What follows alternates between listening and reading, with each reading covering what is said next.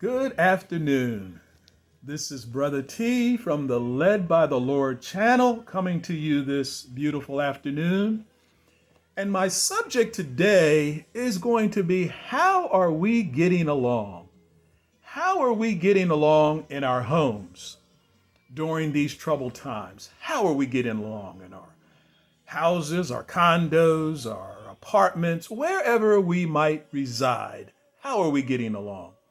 For the last 5 or 6 months, we have been homebound, meaning spending more time with our family members that live with us. And also, let's not forget our pets. Pets growing more and more accustomed to us being at home. In my case, my Shih Tzu, Cosmo, he's wearing my lap out. Every time I sit, he's there, right on my lap. That has become his home base. So for our pets being at home, this has become their new normal. That all of a sudden, we're going to be home with them every day. But when we start our new normal of going back to work and going back to school, our pets are going to feel a sense of abandonment, which in turn can affect their behavior. So when we have to go back to work and back to school, our pets are going to be wondering, well, what's going on? Where are they going? I mean, they were here with me all day. All of a sudden, they're leaving again, and they're going to feel abandoned. But back to us humans. We have had a chance to spend some quality time together, putting us to the test sometimes of not getting on each other's nerves. You know how we can get on each other's nerves sometimes. It has also caused us to reschedule our days. For some who work from home, the commute is gone. So that commute, getting up, getting in our cars in the morning, driving to work, even sometimes being stuck in traffic, that's all a part of it. But that commute, that time we've had to spend some time by ourselves in most cases, some me time in our cars, driving to work, that's gone. The stop at the coffee shop is gone. To pick up that cup of coffee, that cup of tea, that hot chocolate, that Danish, that donut, that cruller, that's gone. No stop at the coffee shop anymore. The getting dressed for work, that's gone. Working from home, those who work from home can work in their pajamas. There's no getting dressed. And I know my wife likes to lay her clothes out the night before, so that she gets up in the morning, she doesn't have to decide what she wants to wear. But for most of us men, we just get up in the morning, look in the closet, and we say, well, I'll put this on, that on, or put those shoes on, put them on, and we're off to work. But for some who thought that this was a great thing, working from home, some of their minds have changed, because now they realize they have to do the work for their job from home, and their children are home doing a virtual learning experience. So their children are home trying to do their homework virtually, and sometimes they're coming to their parents and they're asking questions on their homework or the lesson that they're working on. And so the father or the mother have to stop what they're doing and come and help their child. And sometimes the questions that they're asking, the parent has to do some research in order to help them answer that question. So these parents are experiencing the real meaning of multitasking,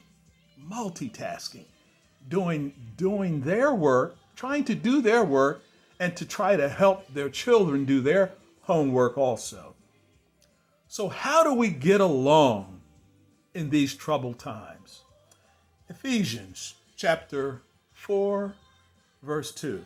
With humility and gentleness, with patience, bearing with one another in love. So we need to have gentleness, humility, and love to get through these troubled times.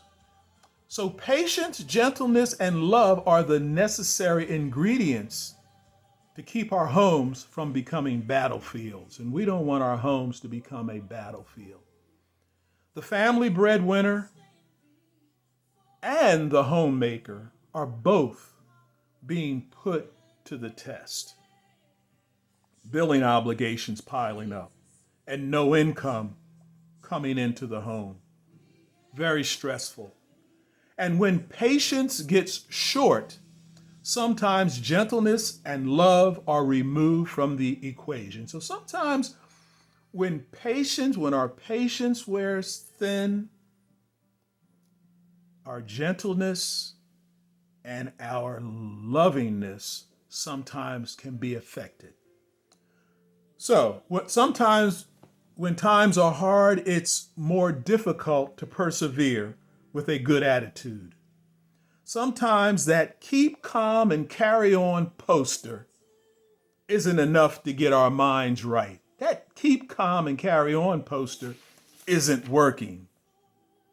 And we need to turn to a more reputable source for our strength, and that's the Bible.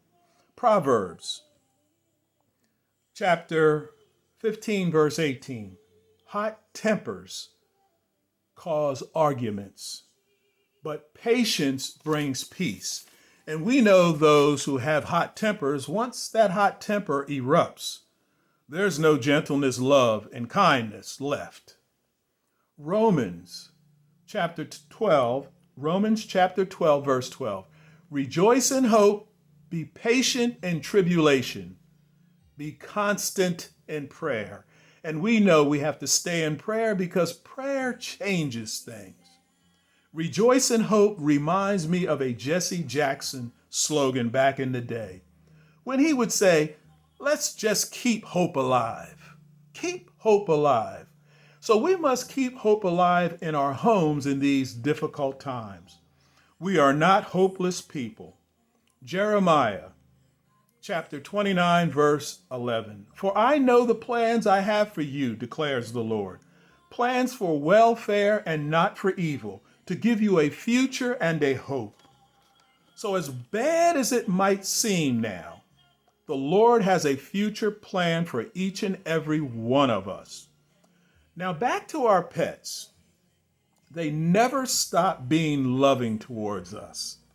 So why can't we do the same towards those in our household and those who we come in contact? Why can't we just be as loving as our pets are? They never waver with their love. Oh, I forgot to mention that most of our pets are getting more treats now that we are home. I know my Shih Tzu, Cosmo, every time I go towards his can with his treats, boom, he's right there waiting for me to hand him another treat. But they would be just as loving and loyal even if we didn't give them the extra treats. So in closing, maybe our treats to one another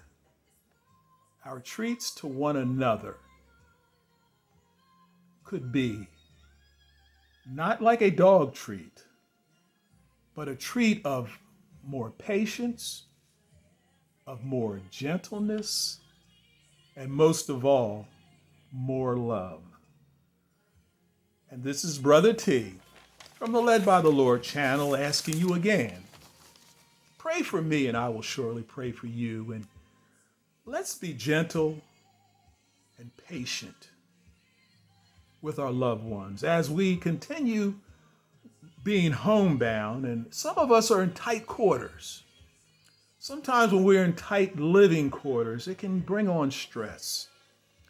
So let's try to continue to put love first. When someone is giving us a little stress in the household, let's continue to love that person, even though it may be a little stressful.